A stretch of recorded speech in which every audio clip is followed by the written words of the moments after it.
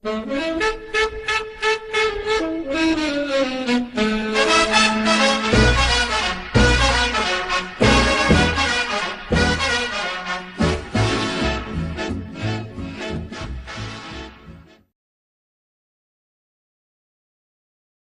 morning. We're here at Table Talk. We're coming from you at the patio at 5th Street Steak and Seafood here in downtown Oxnard. We're next to our delicious movie theater, our New Orleans restaurant, and Sugar Beats, where they have bachata and salsa for your weekend adventures. I'm here with Marie today, and today we're going to talk about something very special to a lot of people, and that's cancer. A lot of people have known someone or has a friend or relative that has survived or may not have survived cancer. Whether it's childhood cancer, teenage cancer, or adult cancer, all we ever hear about is so-and-so got cancer and so-and-so survived or so-and-so is no longer with us. You never hear the story of the journey. You never hear the story of what they have to go through and what the family endures to get there. And Marie's going to share her story today about everything her family is going through while she's going through chemo. She's a stage 4 cancer patient.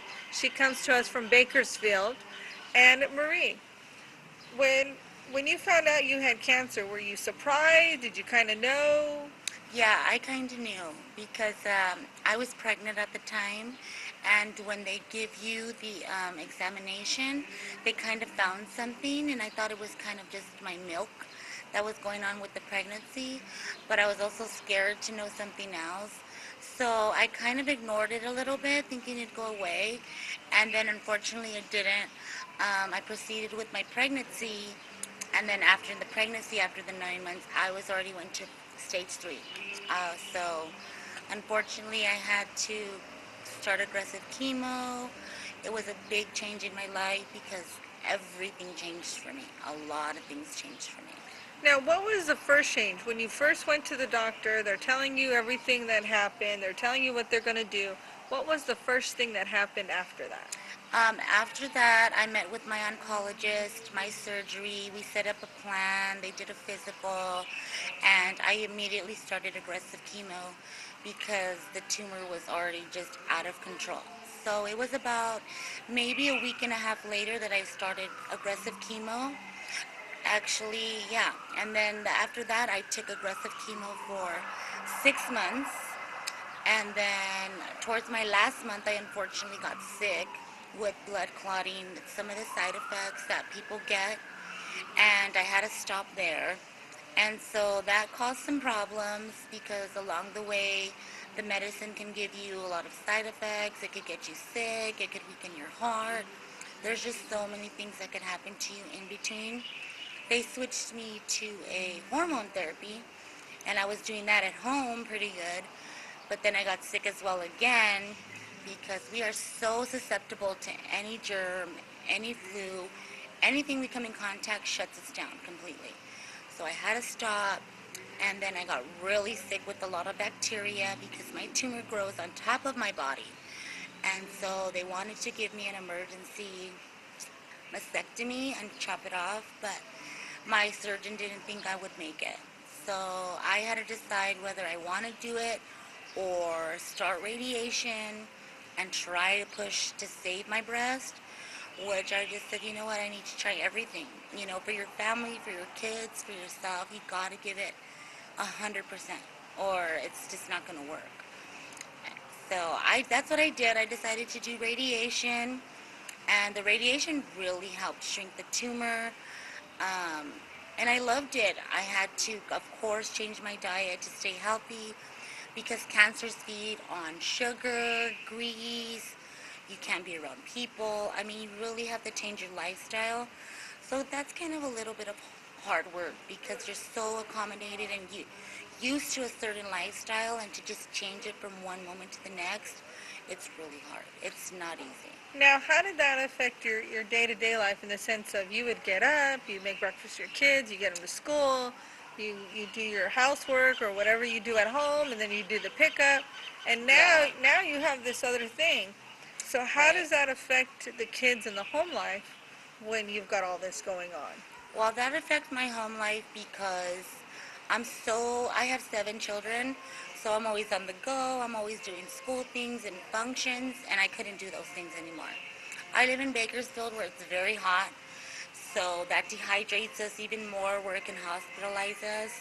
I had to get more rest. I couldn't do as much. I had to get more, you know, I had to be indoors, which drives me crazy because you want to do things with your family, take them to the parks, go to the store, and that kind of has to go on hold, and you have to come the priority, and it's hard when it's you that is taking care of the family, taking care of everything your whole life, and someone else has to take care of you. It's kind of scary because I've never had to deal with that my whole life. Now, one thing that may or may not have gone through your mind is that if you don't make it, having to sit there and plan, Yeah, where are my kids going to go? What's going to happen to this? Settling, bills, who's going to take care of this? How hard yeah. was that conversation to have with family? Oh yeah, it was extremely hard because I didn't want to talk about it and I didn't want to think about it. But at one time I got really sick and I went from 3 to 4. I had to say, you know what, it's not even all about me, it's about my children. Us as mothers have to be responsible for caring, loving, nurturing, educating, making sure that they have the best.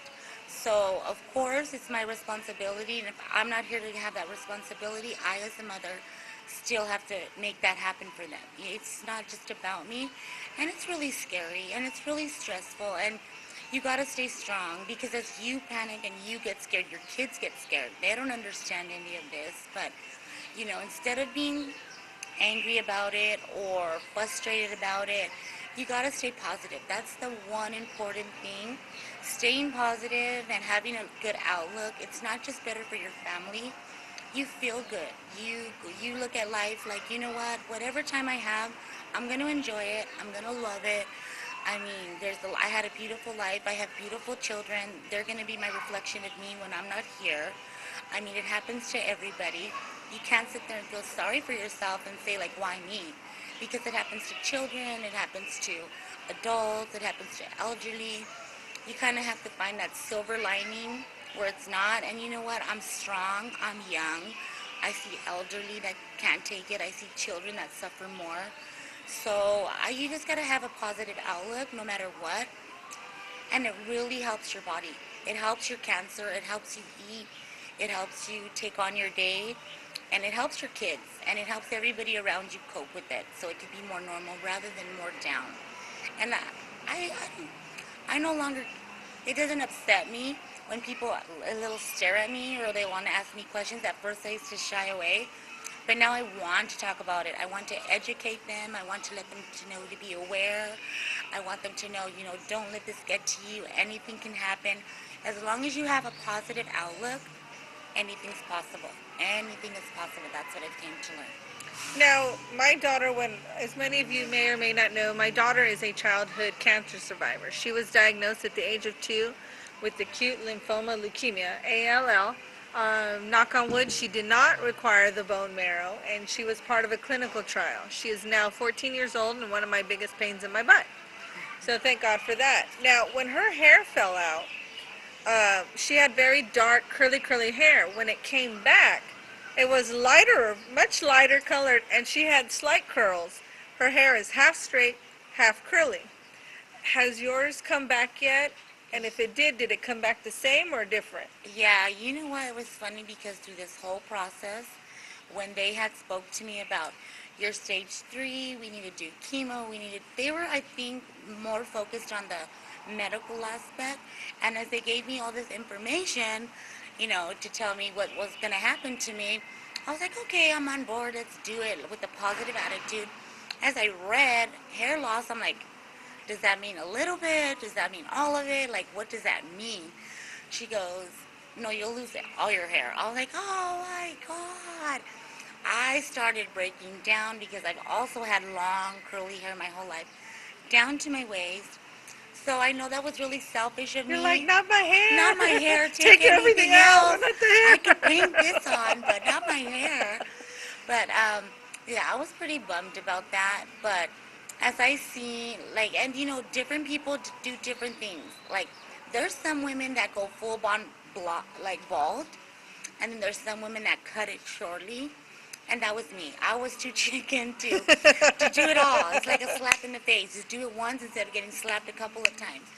So my plan was is I'm gonna take some off and then take some more off and then just play with it. Do crazy stuff I've never done. Why not? I'm gonna lose it anyways. So I was so like kind of excited, like oh well, you know. So I did the Rihanna look. I did a side mohawk, and I was like, ah, this isn't too bad. And I thought I had more time, but unfortunately, after my big dose, um, I had my hair up. I was cleaning, and it started to come off, and I was like, oh my god! I started to freak out. Then my son was like, Mom, you told me it's only hair. The most important thing is your life. That you're getting better. Like hair will come back. So I was like, for him, I had to be strong. For all your kids, for anybody around you, it's not an easy thing, but you've got to have that inner strength. So he buzzed me, and I was a little tiny, like, insecure because I have to wear scarves and stuff. But, I got over it really quick because seeing my kids being happy and being okay with my sickness, I just felt, okay, I don't want to make them unhappy. I don't want to make them scared. I don't want my friends and my family to feel sorry for me. I want them to be supportive, but okay with it. Because in case something like this happens to them, or they know, they're not scared, they're not worried, they can see that life goes on. I mean, there's so much hope and faith, and that's what you got to really embrace and hold on to. So it was good. It was good. And unfortunately, I had a side effect from the chemotherapy. I got some blood clotting, and it was clotting by my heart. So they put me on another kind of chemo that did make my hair grow back. So I was like, awesome. I was so excited. And it gave me a little pixie look. I looked like a boy, but I was happy with it. And then, unfortunately, my kids, they're very little. So they're constantly coming with germs. I got to be so, so careful. That's the main thing is so, so careful with bacteria and germs. I got sick again, and then where I went to 3 to 4, unfortunately, and then yeah, they told me we're gonna get you back on aggressive chemo again, and you're gonna lose your hair again. Which at that point I was like, you know what? It grew back. It's gonna grow back. It's not a big thing. The most important thing is life. I mean, hair, you could buy wigs, you could wear scarves, you could wear hats. I mean, all of that becomes less of a factor as you're in the hospital and they're asking you to make a will. What are you going to do with your kids? What are you going to do with your things? You don't want to think about that because it's very stressful. It's very hard. It's reality. When reality really sets, you're scared. Anybody would be scared. But like I've told my family, it's the ugly truth, but we're born to die in a sense, and it comes to us all. It's how we deal with it. It's what we do with it. And you know what, the time that I have here, I didn't want to be miserable. I didn't want them to be scared for me. I didn't want them to worry. I wanted to laugh. I wanted to make the best of it. I wanted my memory to be positive. And yeah, that's how I embrace life now, and I love it. I'm living life, so whatever may happen in the near future, good nor bad, I'm happy. I want them to be happy. I want other people to see, even though I'm sick, life goes on. It's not the end of the world. It's not the end of your family, your friendships, because, you know, you get to give other people hope. You get to give other people example. You get to give other people an aspect that, don't waste the life that you have, because tomorrow's never promised to any of us at Yeah. all. So it's what you do with the now is what's important. So that's how I see it. Now, how much did your children have to step up as far as housework and your older children as far as with the younger ones now having to carry that responsibility? First, they're carefree teenagers, and now Yeah. now they have little ones to be responsible Yeah, for. I think my 18-year-old, he took it hard because he was about to graduate. And as he had to shave my head, I'm sure it was a little awkward for him. But he cried a little bit. It was very emotional for him. And my heart went out to him. But as I was positive and I was kind of like, this is the least of our problem. Let's be excited about your graduation and what comes after that. Like, this will come back. You have to constantly remind them that this is not a factor. And if you embrace that, they embrace that. Because he wanted to leave to come back to Oxnard, And I encouraged him, like, do it, do it, do it. And you know what? He went through a roller coaster. He would get down. He would be sad. But I would just have to crack jokes. I would have to laugh. Like, I hope you're not going to be married because it's a lot of work. And, the positive attitude and the feedback you give to your kids, it makes them happy. It makes them secure. It makes them calm. And he did have to grow up a little bit quicker than a normal teenager because when I go to chemos, he has to watch the kids. When I come home, he kind of has to tend to me. And that's a little hard because I've always been the protector, the provider, the I'm going to take care of you. I'm going to pay the bills. You don't have to worry about anything. And being so young, when they have to take that on, it's stressful. But in a sense, it also shows them to make better decisions because this is something you're not ready for. I mean, he had to do it for me, but being teenagers, oh, he worries me that he's going to step into something that he's not ready for. So this was a good lesson in life for him because I think he really thinks about, I'm not ready to take that on. I take on my mom because she's my mom. But now he steps back like, I don't think I want a family. I want to pursue my college. I want to pursue, it really makes them grow up, but in a good sense, in a good way. It makes them stronger. It makes them better. It makes them value life. A lot of kids, unfortunately, sometimes they go the different direction. And so I think out of this bad experience, this bad thing that happened to us, a lot of wonderful things also come out. He's a better person. He's a stronger person. He thrives to finish school. I mean, his goals have now gone higher. My kids, they're more patient. They're more compassionate. They want to get involved in like going to places and helping people with cancer, go reading to them. So it's a beautiful thing because it's not all bad. It's really not. It's what you make the experience. And I try to make it the best. I really try to I try to laugh. And if I tell them, and I tell them all the time, we have to embrace the other side. But I'm okay with the other side. If you're okay, your children are okay, your family's okay. And you know what? Other people that are down, when I go to chemo, when I go to the hospital and I see them like slumped because they lose their hair and we can't do a lot of things. I joke about it. I tell them, yes, you can. Like, I get dressed. I put my earrings, my jewelry. You don't change who you are inside. Yes, you change your lifestyle, but this doesn't define who you are. It's just a bump in the road that you kind of just have to get over and push along. And I feel like I want to be that light for those people. I crack jokes, I make them happy because really that's the best way to fight this. It's a positive attitude, a good outlook. You feel more normal. I mean, we go through a lot, but it's just something we're going to go through and it's not forever. Now, with now because you had mentioned divorce. Uh-huh. Now, how did that change when you had to have that conversation with the father of your children? Saying, Oh. I mean, you got to sit down for this. Yeah. No, he's not even here. He's in Mexico. So, you know what? I pretty much raised him on my own. And I do have some family support from my family and their family. They're a very good family. He was a little scared and he was a little angry because what could he do for my kids over there? Yeah. But like I tell my kids, I've been doing it this long and that doesn't affect anything. I mean, it just makes them more stronger. And you know what? For me to do the things that I still do, it slows me down because I have to take rest. I can't be in the heat. But they step it up and it changes our dynamic because we've gotten closer. You know, they now are more responsible. They're taking life more serious. I mean, they still get to be children, but better children, I want to say. I don't want them to be scared if they get sick. I don't want them to be scared if something happens. I want them to embrace that when bad things happen, good things come out of it, and it's the attitude, it's the energy, it's what you put in something that you're gonna get back.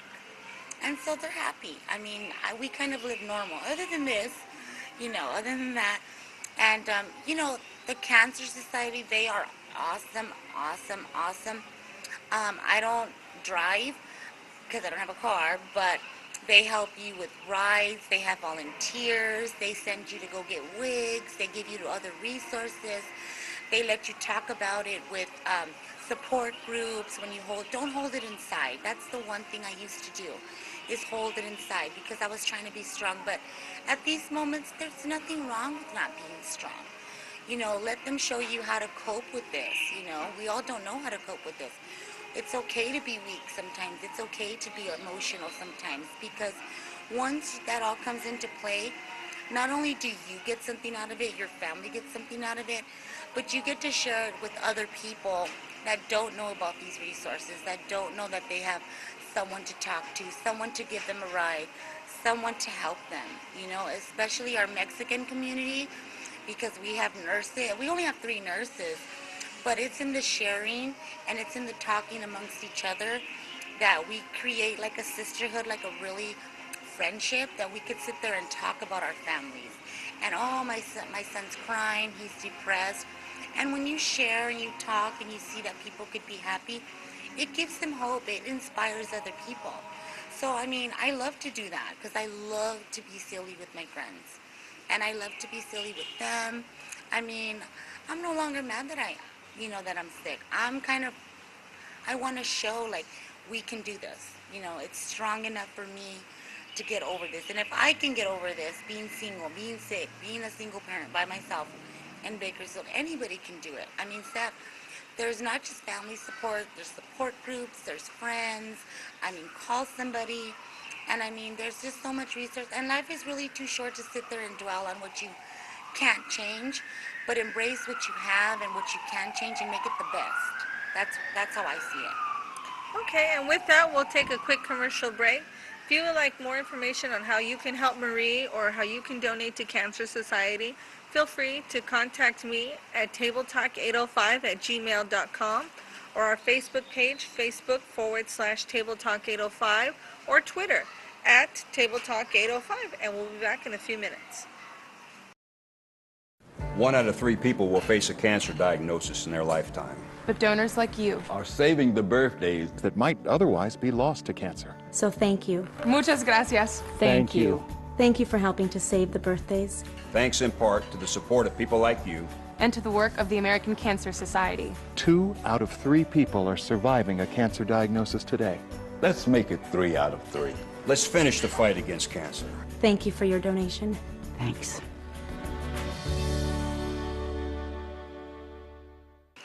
And welcome back. We're here at 5th Street Steak and Seafood here in downtown Oxnard, next to our wonderful movie theater, New Orleans Restaurant, and Sugar Beets Restaurant. And we're here with Marie. She is currently going through stage 4 breast cancer. She's going through chemo currently, and she's here sharing with us about her story. And as I had mentioned before, you hear a lot about people who have cancer, who have survived it, or may not have survived it. You never hear the story of the journey, and she is with us today sharing the journey. So a lot of people, when they go through chemo, they get a Hickman port. Did you get a Hickman port? Oh yes, I got a Hickman port. It's still there. They don't take it out until you're done, because after the chemotherapy, you still do about a year. They clean out all the chemo in your body because it does take a toll on your body. You can get chemo brain, like I get sometimes, and sometimes people don't like to say that they have it because you're very forgetful. Things that you're able to do sometimes, like multitask, think of bills, pick up your kids, clean the house, that gets a challenge for you. And for me, I've always been independent. I have 7 children. I would have to be like groceries, errands, laundry, cleaning, the kids, and I was able to do it. Boom. But when you have so many medication running through your body, it takes effect differently to everybody. But that's what people get a little frustrated, because my whole life I've been independent. I've been taking care of my family. And then for a minute, I could lose focus. Like if the phone's ringing, someone's talking to me, someone interrupts me, it kind of feels like you're going in fast forward and you can't stop it. So that's kind of scary because I've never experienced that. But there's always ways to work around it. You can go upstairs, listen to a song, get some quiet, refocus, talk to your doctor. I mean, all these things that anybody endures, the fatigue, the chemo brain, the weakness. I mean, it's something nobody wants to experience. But you know what? We're given this for a reason all the time. I feel that we're tools for other people, we're inspiration for other people. I mean, other people go through this too. If someone's going through it, like your daughter or other people, I mean, there's so many things that you can do. Life doesn't have to end. Life doesn't have to be miserable. It's what you make it. And so I want to make it happy. I want to make it positive. Because if you have an outlook person that's positive and happy, if she could do it, why can't I do it? Anybody could do it. And you know what? Being positive is a huge part. You have more energy, you have a clearer mind. I mean, your children also get to see if my mom could be strong and laugh and take care of us and endure this, then I can do more. I can be there. So being the example for women, for children, for men, for whoever, that's the most rewarding for me. I would like to hope to get into the Cancer Society and go talk to people and inspire them like somebody did for me, because it really, really helps. Talking to someone, letting somebody listen. I mean, I thought it was a bad experience, but I've embraced life more. It's made me give a different outlook on life. And you know what? It's just I love it. I just love it. I'm not upset about having it. I'm not happy about having it, but you know, it's something that you can live with and you can deal with, and you know, it's a little scary and it's not easy, but it's what really is what you make it. And I want to make it positive. I want to make it happy, and I would love to give back. That's my goal right now, and maybe that's my path. I want to give back to people that are down, people that, oh, I don't look good, or you know, all that. Yes, you can. You know, I still get dressed. I still who I am. It doesn't define you as a person. You know, this defines you. This defines you as a person. It changes your life, yes, but sometimes it's for the better. You know, sometimes it's for the better. And if you get something positive out of it, then I'm for it. I'm for it. Now, the other thing is, well, a lot of people, when this happens is, first their fear is the medical bills. Yeah. Second, it's if they have a job or maybe they're starting a career, that now has to stop. Yeah. And now it's like, how are we going to survive? What are we going to do? How are we going to pay rent? How did that change you when you realized I can't work anymore? I've got to stop working. I've got to stop what I'm doing. Yeah, you know what? That really did scare me. It was like, it stresses you out. But, you know, it's in the asking. It's asking the nurses. It's getting into the support groups that the Cancer Society is awesome. There are people that donate. There are resources you can go to. They help you with bills. They help you with rides. They help you with money. I mean, all these runs that people do is for people that do struggle. Unfortunately, not all of us get to have Medi-Cal, and not all of us can pay for the bills. For instance, I was on a drug called Neupogen, and one time my crazy kids lost it, Oh. and I have to have it because all the all the white cells that they kill, the Neupogen regenerates them faster, so I don't get sick.